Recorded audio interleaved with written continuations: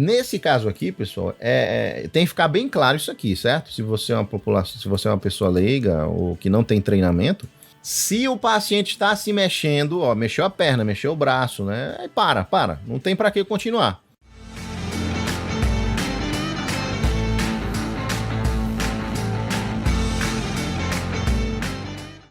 Fala, meus amigos e minhas amigas, vamos analisar aqui um caso que aconteceu, né? De uma reanimação cardiovascular. E eu vou tecer minhas críticas aqui, sempre de uma forma construtiva, tá? A gente tá vendo aqui o paciente sendo massageado, ele tá se mexendo, né?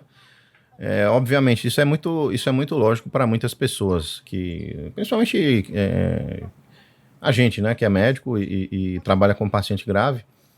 Já para deixar bem claro, certo, pessoal? Se o paciente está se mexendo, ele voltou.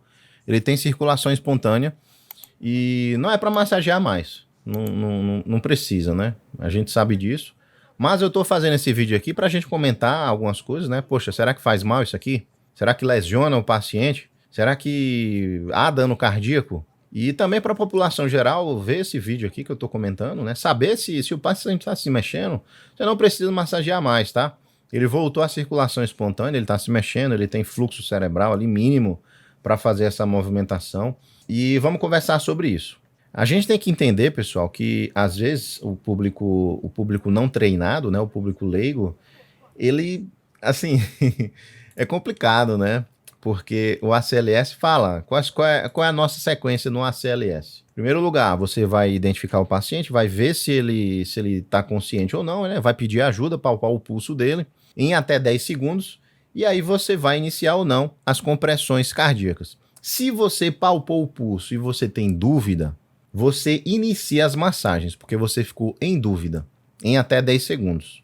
Se você tem a certeza que tem pulso, você não massageia, porque tem pulso carotídeo, né? Você vai palpar aqui. E se você tem a certeza que não tem pulso, você massageia com certeza. Aí entra a dúvida, né? Quando você está na dúvida, e é comum ter a dúvida, porque às vezes o paciente é obeso, ele tem o pescoço mais grosso, né? E às vezes você pode ter dúvida. Aí você vai massagear também. Nesse caso aqui, pessoal, tem que ficar bem claro isso aqui, certo? Se você é uma população, se você é uma pessoa leiga ou que não tem treinamento, se o paciente está se mexendo, ó, mexeu a perna, mexeu o braço, né? Aí para, não tem para que continuar. Qual foi o erro aqui, né, dessas duas pessoas? E eu sei que eles aqui, eles estão na maior boa vontade de todas, certo? Com certeza, esse rapaz está massageando, essa moça aí, eles estão, assim, fazendo o que eles consideravam melhor no momento. Eu sei que assim, a gente sabe que não é para fazer isso, mas nesse momento, a intenção deles aqui era a melhor possível. E aí a gente se pergunta, né? Poxa, o que é que tá acontecendo aqui? O coração desse senhor tá batendo e aí ele tá sendo massageado, né? Ele tá sentindo dor, ele quer tirar, ó, quer mexer, quer tirar a mão, quer tirar o rosto. Então, dá para acontecer alguma lesão cardíaca, porque assim, o coração tá batendo e ele tá massageando por cima, né? Existe uma chance, sim, de lesionar aí as costelas, os arcos costais ali, a junção entre o externo e a costela. Você pode ter, sim, um certo grau de trauma cardíaco. Então, assim, não foi interessante essa massagem aí, né? Eu fico até desconfortável de ficar comentando em cima disso aí, mas a gente tem que falar, tá? Não tem jeito. Sempre que isso acontecer, não faça massagem. O paciente está mexendo, não massageie. Mas já aconteceu comigo um fato lá no hospital que eu fiz a residência, né, no Albert Einstein, muito interessante, que durante uma massagem, durante uma PCR, o paciente estava mexendo o braço e ele estava realmente parado. E foi algo que todo mundo ficou, assim, surpreendido. Era um paciente que foi levado lá pro hospital, porque ele estava infartando. Ele chegou no pronto atendimento, já foi identificado o infarto e ele foi conduzido na urgência para a sala de hemodinâmica para fazer o cateterismo cardíaco. E lá no cateterismo cardíaco ele ficou aguardando na sala, porque o pessoal da hemodinâmica estava em outro caso. Eles estavam finalizando esse outro caso e iam para a sala desse paciente para iniciar o cateterismo cardíaco dele. E eu estava nessa outra sala. Na época eu era residente, eu acho que eu estava no R1, no R2 de anestesiologia. E aí, tava lá com o meu chefe, né, na época, de repente apareceu a enfermeira doutor, vem aqui nessa sala 1 aqui que o paciente não tá bem não, ele tá diferente. Opa, vamos lá, pedi autorização pro meu chefe, né, posso ir lá e tal?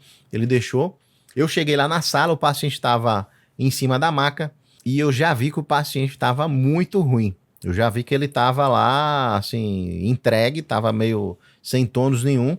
E eu já cheguei percebendo que ele não estava bem, né? Chamei ele, balancei, nada sem resposta, palpei o pulso e realmente o paciente estava em PCR naquele momento. Eu já solicitei para um enfermeiro lá que estava perto já começar as compressões e partir para a intubação orotraqueal. Já estava tudo montado lá, o material da intubação.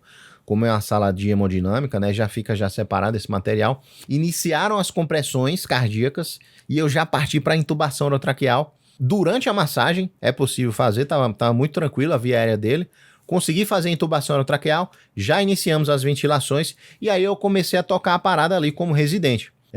Comecei a conduzir, né? Já tinha experiência e tal, fui coordenando, começamos a adrenalina e depois de 2 minutos, né? Reavaliamos e tal, entrou a adrenalina em seguida. Eu acredito que o paciente parou nesse momento em assistolia.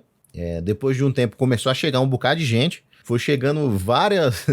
quando tem uma intercorrência lá no Hospital Albert Einstein, é um suporte extremo que vem.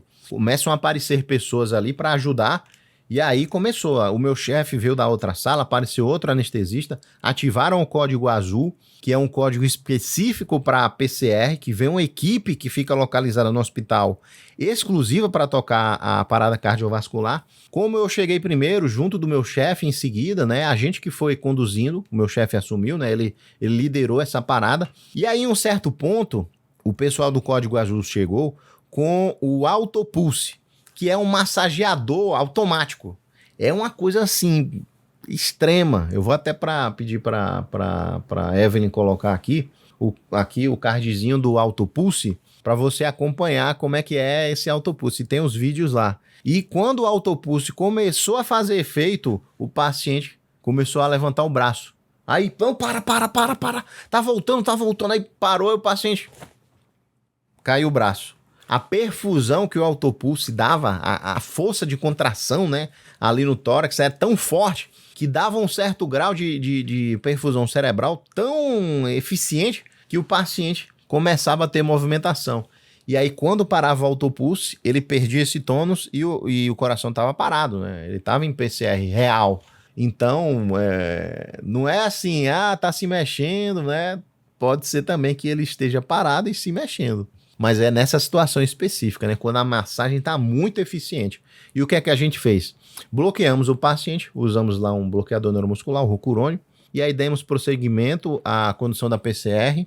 Foi feito o cateterismo cardíaco com o paciente parado, sendo massageado, mas infelizmente ele não resistiu. Apesar de todos os esforços lá, acho que a gente ficou uns 40 minutos a 1 hora na tentativa, o hemodinamicista lá tentando fazer o cateterismo, mas infelizmente o paciente não voltou, tá?